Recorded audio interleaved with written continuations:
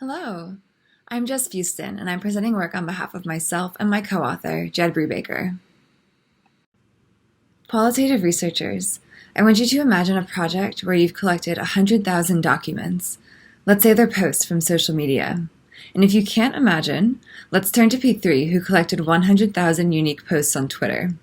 Even with P3's team of 3 other coders, it's not possible or reasonable to expect P3 or any qualitative scholar to read every single post in such a large dataset. This example encapsulates the big picture that we're addressing in our work, that large datasets in their entirety are not accessible to qualitative researchers. So how can we address this problem? Well, we could follow P3's lead and analyze a sample from the dataset. This approach is very common and does make dealing with larger datasets manageable.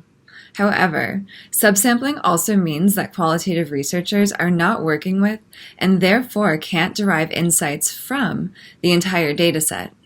Another solution that we see addressed in prior work is to use algorithmic tools, including artificial intelligence or AI, to support analysis.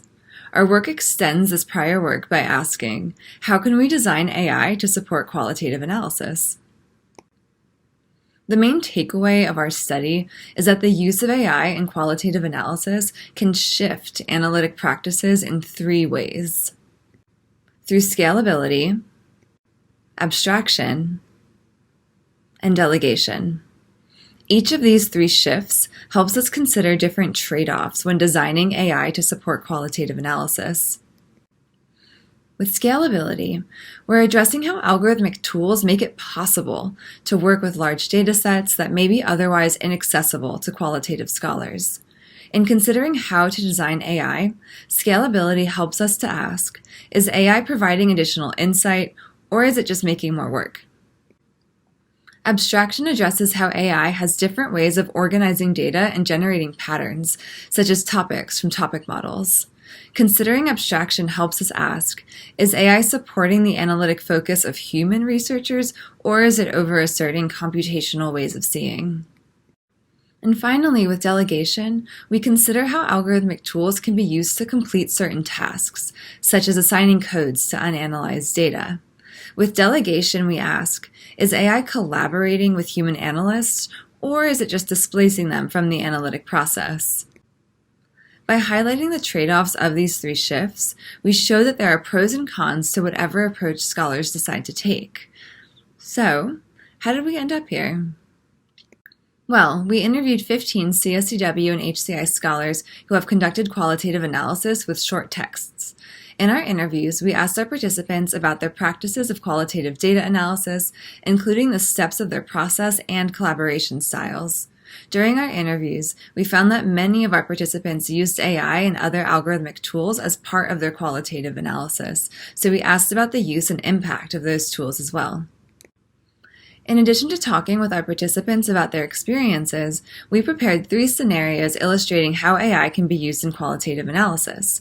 Our scenarios involved using AI to recommend codes for uncoded texts, to generate groups of data from a dataset, and to sample data based on algorithmically generated groups. To introduce our findings, I'll start with a brief example comparing how 2 of our participants used semantic network analysis as part of their qualitative analysis. This comparison between P1 and P7 highlights the very different ways that AI can be used during qualitative analysis. First, though, let's take a quick look at a very simplified explanation of qualitative analysis. If a dataset is too large, the researcher will often need to work with a sample. Using the sample, they'll develop codes, organize these codes into categories, and look at the relationships between these categories to develop themes. With P1, we see a distinct difference between traditional qualitative analysis and her process. P1 used the clusters from semantic network analysis to develop categories from her Twitter dataset. She then went through the dataset using these categories to code the data. By using the clusters, P1 had a coding framework based on the entire dataset rather than just a subsample. However, she delegated aspects of the development of these categories to an algorithmic tool, essentially skipping the stages where the researcher develops codes and organizes these codes into categories. P7, on the other hand, used clusters produced by semantic network analysis to guide how they sample data. For P7, the clusters provided an overview of the entire dataset, something they wouldn't have had access to otherwise or at the start of the project. P7 used this overview to dig into and to sample text from clusters relevant to their research questions. P7 then followed the traditional inductive coding process of developing codes and so on. Between these two participants, we see how P1 used clusters as categories to label data and how P7 used clusters as entryways into data sampling. The different ways these participants used AI starts to illustrate the impact that AI can have on two particular stages of qualitative analysis: inductive coding and data exploration. With respect to inductive coding, we talked with our participants about using AI to generate groups, which could then be used as codes or categories, similar to what P1 had done by using clusters as categories for analyzing and coding data. Our participants saw promise in how AI could provide new perspectives.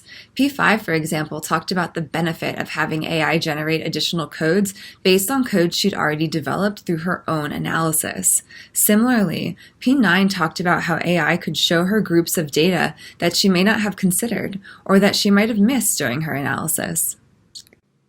However, when AI is being used to provide a perspective or inform codes, our participants worried about how AI could displace them as a primary analytic lens, especially if AI was incorporated too soon in the analytic process.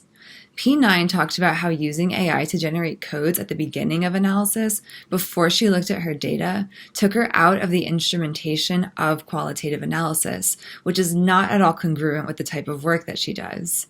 As we see here, there's an important impact associated with using AI at different stages of qualitative analysis. Though AI can provide perspective, depending on when it arrives, this perspective can be a useful comparison, or it can potentially displace the human analyst. In addition to inductive coding, we also focused on how AI could be used to support data exploration. Recall how P7 used AI to provide an overview of their dataset.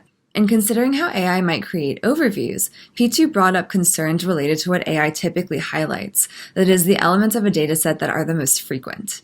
P2 and several others talked about how highlighting what is the most frequent may mean missing important instances where n equals 1. AI overviews, however, aren't the only way that AI can support data exploration and sampling. For one project, P11 used code she developed through her own qualitative analysis to train machine learning classifiers to find relevant documents within a larger dataset.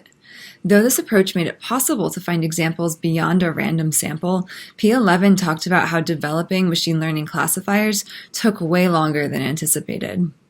In this example, and the ones with P2 and P7, we see how AI can support new approaches to exploring and sampling from a dataset.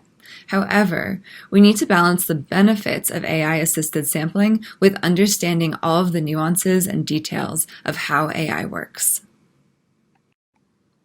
As we've shown through our findings, there are benefits and consequences to using AI to support qualitative analysis. You can find more details about this in the paper.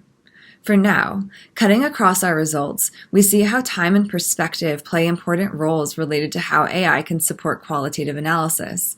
In our discussion, we talk about these different roles as having the potential to shift practices of qualitative analysis through scalability, abstraction, and delegation. As I talked about earlier, each of these shifts involves considering certain trade-offs when using AI in qualitative analysis or designing and developing AI for this purpose.